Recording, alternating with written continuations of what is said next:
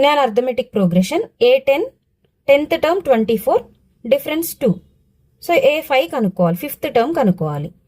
A5 equal to మనకి ఇక్కడ 10th term A10 ఇచ్చారు. సో A10, 5కి 10కి difference 5 minus 10 minus 5D.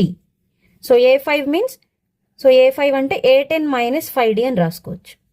A10 24 minus 5 into D2.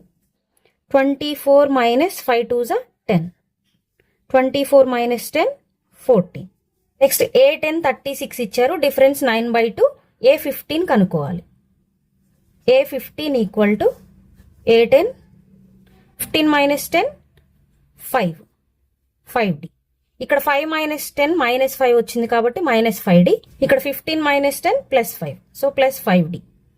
A10 36 plus 5 into D 9/2. 36 plus 5 9s are 45/2. ఇక్కడ LCM తీసుకుంటే 2 LCM అవుతుంది by 1 ఉన్నట్టు, 1 2s. సో ఇంటూ 2 చేస్తే 36 2s 72 plus 45/2 ఈక్వల్ టు 117/2.